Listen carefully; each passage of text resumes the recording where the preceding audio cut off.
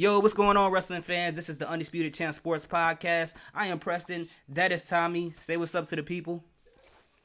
What is up, everybody? This is Thumbs Up Tommy. You already know this is the best sports/wrestling podcast that you have not heard of yet. So please Yes. like, comment, share, subscribe. Give us some love, feedback, negative or positive. We We take welcome both. it all. We take both. Dirty money, clean money, bring it. But today we're doing a Facts. review of NXT of this week. Tommy has the notes, so he gonna take us on for the ride. So what All you right, got? so I'm gonna be moderator. Okay, Absolutely. so yeah, opening match: Carmine's Boo, Mm-hmm. Bianca Belair Your versus boo. one of my boos. I've got multiple. Okay, pimping.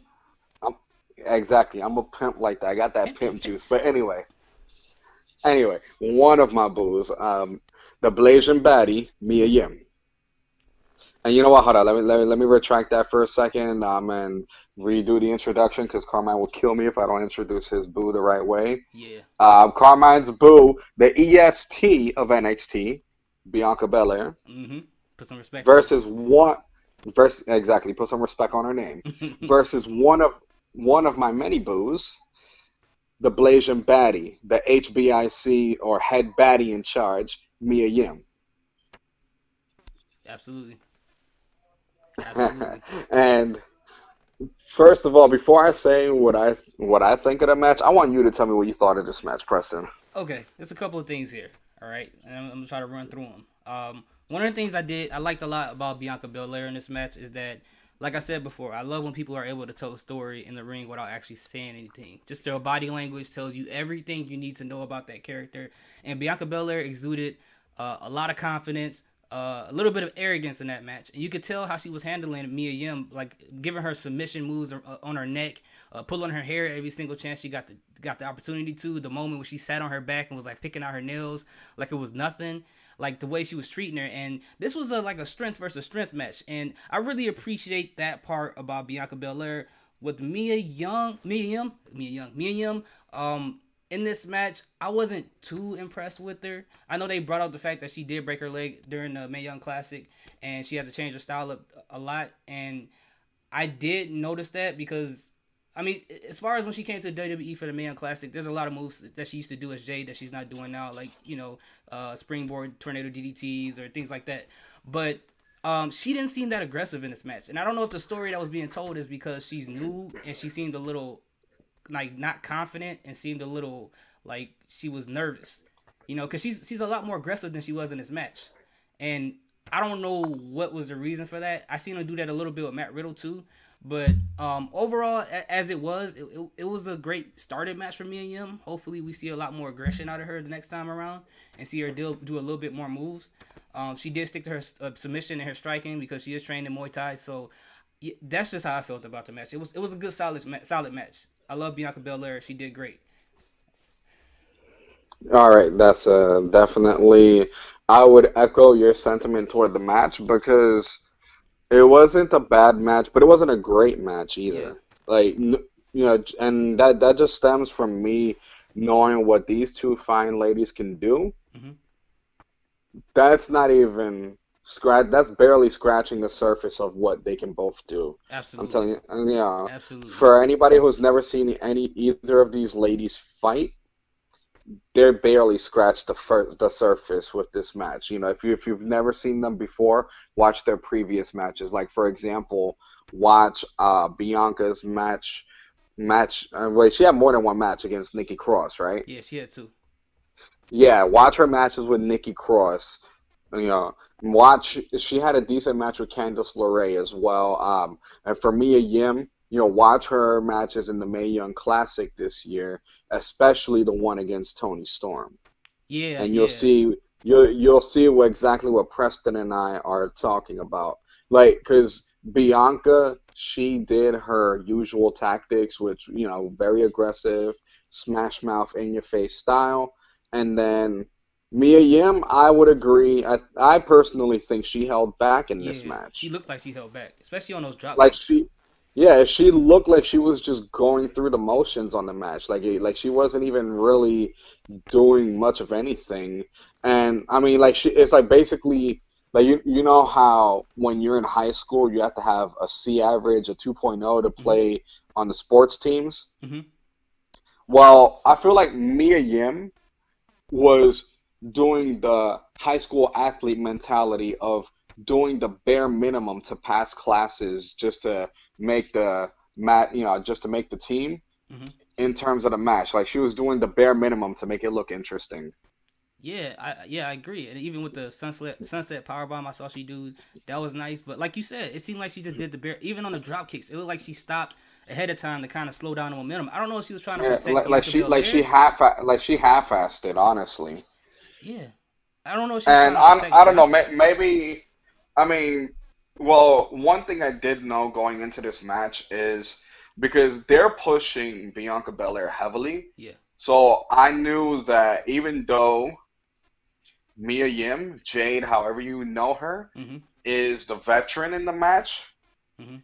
she had to tone it down Yep. in order to make Bianca Belair look great. Mhm. Because let's be real, as much potential and as much praise as I give Bianca Belair because she's a natural and she's learning quickly, Mhm. and she has hella potential. Mhm.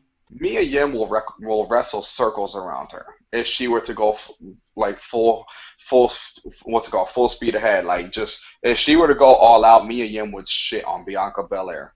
Right. At least, Carmine can disagree when he hears this, Oh, I hear and him that's talking his right now. opinion. Yeah, I could hear him. I could hear him spazzing out on me in the chat now, as imagining it. But if you watch Mia Yim's matches and you watch Bianca Belair's matches, you know that even though Bianca Belair is talented, I'm not taking anything away from her.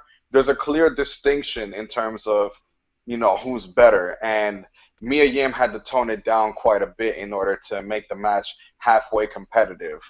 Yeah, that's why I say I saw them do the same thing with Matt Riddle. He even did it with a jobber. Like he pretty much put on a match to make it look that way. But with the Oh, like, dude, if Matt Riddle would have went like full speed ahead on that jobber, that match would have been over in under 2 minutes. yeah, I agree. And with the like I said, I agree with you with the Mia Yim match, but I don't know if that's the story being told. I don't know if they're trying to make it look like okay, Mia Yim just got to the WWE, Bianca Belair's been here. I don't know if Mia Yim's not used to the WWE style of wrestling. I mean, I know she's Like been through the Mae it, Young Classic, but that could be it too because you got to remember in these tournaments yeah, they have more freedom to do as they please hmm versus actually being part of the WWE umbrella, you know? right, and I agree. And if you Because guys, oh, go ahead, my fault. yeah, because I mean, backtracking on in terms of tournaments, remember the Cruiserweight Classic? Yeah, Everybody was like top notch, like great, phenomenal matches in that tournament. hmm And then a lot of the guys that made it to WWE afterward, I would say at least 50% of their move sets that we saw in that tournament were watered down because, oh no, that move isn't safe and so on and so forth. You know how WWE is. They have their own style. yeah, So, I mean, it might be that because, like you said, there's a lot of moves that Mia Yim used to do in TNA or Impact, whatever you want to call it, hmm that she's not doing now. So, there could be a bit of a learning curve because now that she's actually signed to WWE, hmm she has to start adhering to the WWE style. So yeah, that may have been a factor in why the match was, somewhat lackluster and not as good as it could have been. yeah, But I think, and honestly, if you follow their social media handles, it looks like this isn't over. So yeah. I'm Of course hoping not. that their next match is going to be a lot better. Yeah, because they took the package power bomb, package power driver right out of her move set. And if you, like Tommy said, we Oh, both dude, know we both go ahead. come on, man. Package pile driver. If Kevin Owens can't do it, of course Mia Yim's not gonna be Oh able to yeah, do yeah, it. she gonna kill people. And like what me and Tommy said, you guys gotta go check stuff out. Whether it be Mia Yim versus Tony Storm in a Mae Young Classic, or watch it the old one back in the day from the East Side Wrestling Federation, or even watch a match between Mia Yim and Tessa Blanchard. That match is amazing. You gotta watch that. That's in the Indies. That's a great match. But like we agree, Mia Yim felt like she didn't really put all inside of this match. It just seemed like she kind of held back. But Yeah, I don't know who to blame. she just did the bare minimum, but at the same time, like I said, going into the match, I had a feeling that they were gonna have Mia put Bianca over because they're pushing Bianca pretty hard. Yeah, I agree. I agree. So But yeah, that's pretty much all we can say about the match. You know, like we've beaten it to death already. yeah, Mia lost. Yeah, and yeah, it was a pretty solid match. So not we're basically nitpicking because we know what these ladies are both capable of, Yeah, but we got to state the facts. It wasn't as good as it could be, and hopefully their next encounter would be 10 times better at least. I agree. I agree. All right. So after that match, what we have? After that, we had, well, in between the matches, I'm not sure if they happened. I think that they happened, after the first match, before the second match, and then after the second match. But they had some video packages building up Hmm. the other matches for the matches on the card for Takeover War Games this Saturday night, which are Velveteen Dream versus Tommaso Ciampa for the what's it called, the NXT Championship. You had Johnny Gargano versus Aleister Black, Hmm. and Shayna Baszler defending her NXT Women's Championship in a rematch against Kairi Sane in a 2 out of 3 falls match. And I'm not gonna deep dive too much into the packages because we all know how good WWE video packages are. Hmm. So that plus the fact that NXT takeovers have always tend to have a stacked card. I'm expecting nothing but greatness Saturday night. I agree. 100%. And and yeah, there was the quick backstage segment. I think Yeah, we had two of them. yeah, yeah, there was two of them, but the one I'm referring to was the King of Bros, Matt Riddle. Yeah. He was having an interview and Cassius Ono interrupted him. Hmm. So, that's already that just shows that they're definitely going for the match. I think that's gonna happen next week. Matt Riddle and Cassius Ohno. Yeah. Please Yeah, where WWE, he please. I pray to God that you guys put them in a KO only match. yeah, because Matt Riddle already said it that he's gonna knock the knockout artist out. That would be great. Something along those lines. And Hmm. then so then there was also a very quick match. It was basically a squash match Yeah. between the lady of NXT, Lacey Evans, Hmm. versus one Carissa of my Rivera. newest boo one of my newest boos, Carissa Rivera. Hmm. Yes. Fire. Man is guys, if you have not seen Carissa Rivera, Google her. She is drop dead gorgeous. Thick in all the right places. Yeah. So yeah, not much to say about that match. That's why we're just glossing over it because I mean I think they mentioned that Carissa Rivera is a veteran of wrestling for a few years now, whatever. Really? I don't know. I think I could have sworn I heard that, or maybe they were referring to maybe they happened to be talking about somebody else. But anyway, it was a squash match, so not much to say there. She got clocked with the woman's right, and that was it. Yeah, pretty much. It's pretty much a squash But match. she looked good taking those hits. Exactly. Exactly. And then we had well, What was the other backstage segment? it was the Because yeah, I backstage covered. segment with it was the one with Ricochet, the War Raiders, and Pete Dunne when they was trying Oh to yeah, figure when out when who's they gonna they were trying face to decide who was gonna fight in the match, yeah, against Kyle O'Reilly to and get advantage at War Games.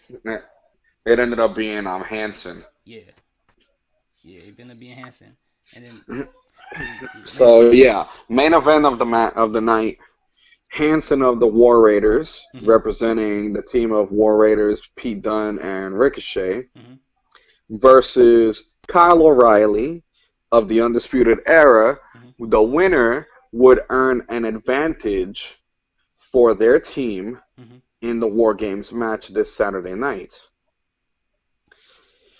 Man, was it a hard-hitting affair. Definitely was. Definitely Oh my was. God. So many spots. It's not even funny.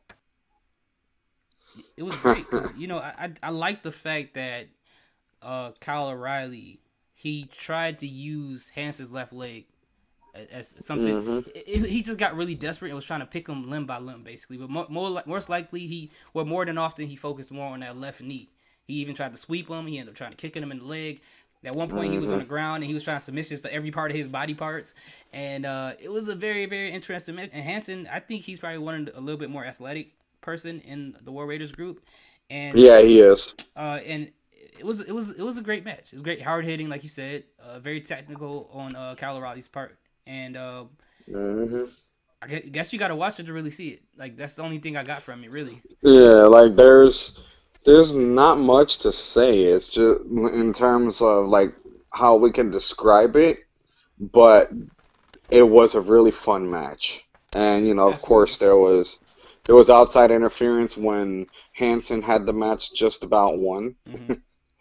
His first Adam Cole baby came Yes. out, Hit him with the and Enziguri. then yeah, he was the one. Yeah, basically because of him, and the rest of Undisputed Era came out as well as Hansen's partners. Rowe, Ricochet, and Dunn. Melee ensued around the ring. Hmm. At one point, Cole hit him with the enziguri, like Preston said, Hmm. and then that allowed O'Reilly to pick up the win, which now we will reveal what is the advantage. Hmm. The advantage is that apparently this year the War Games match is going to start with both teams having two men in the match at the same time to start. Yeah.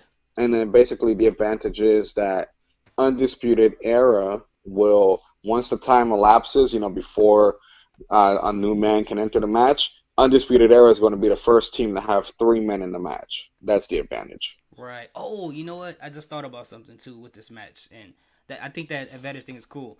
Uh, One thing I will say about this match, and like I said, I love in ring psychology. I love in ring story, and it just came to my mind now. It was like Kyle O'Reilly was like getting these heavy blows from Hansen, and he was like, "Yo, I Hmm. gotta figure out a way to mess his knees or whatever body parts up as fast as possible because I can't take too many of these blows." And then Hansen Facts. and Hansen on his end, he's like, "Yo, my knees is giving out. I gotta end this dude as fast as possible." So it felt like both of them was on the clock to try to figure out how to do something, how to end this match as fast as possible. And I thought that was a great Mm, in ring psychology. I definitely agree. Like, you know, I kind of glossed over that, but yeah, it's definitely great that you pointed it out because I forgot about, how they were basically scrambling to figure out like how to beat each other. Mm-hmm. Mm-hmm. Absolutely. But yeah, so other than that, yeah, there was not much left to talk about on NXT, if No, not anything at really. all. Yeah. Did they announce a match for next week? I'm trying to remember. What I think they announced the Matt Riddle match, right? The Matt Riddle Yeah, Kansas yeah, yeah. I'm Ono. pretty sure. I'm pretty sure they did. Yeah, because that one's not going to be at War Games, and I think that's the only one, unless it was a Lacey Evans match or something. Mm. I can't think. I can't think. I can't even remember what they announced next week Yeah, yeah. I can't. I'm drawing a blank on what they announced, but because they showed so much War Game overall, stuff the whole time. yeah, yeah. There was a lot of War Game stuff. Now, overall, what would you grade NXT this week? The go home edition before Takeover War Games. Um, I'll give it. I'll give it a B minus. It's weird to have 205 and NXT be the way it was this week. Like NXT wasn't bad, but I guess the Mia Yim match wasn't what we thought it would be. We just like 205, we got a squash match, and the Hanson match in Kyle O'Reilly was great, but I don't think it was the best match of the night to me. So that's why I Nah, gave it's it a not B even a minus. contender for best match of the week. Yeah, yeah. So it was just weird, but I guess if they need to do that just to keep the wrestlers safe and get something off before War Games, then I understand. Yeah, definitely. As far, hold on, what was your grade? A B minus? Hmm. Yeah, I gave it a B Okay. minus. Yeah, so I'm gonna play role reversal with you real quick because Yeah. I gave 205 a decent grade and then you gave it a lower grade. I'm actually giving NXT a solid C, not even a C plus, a C. What?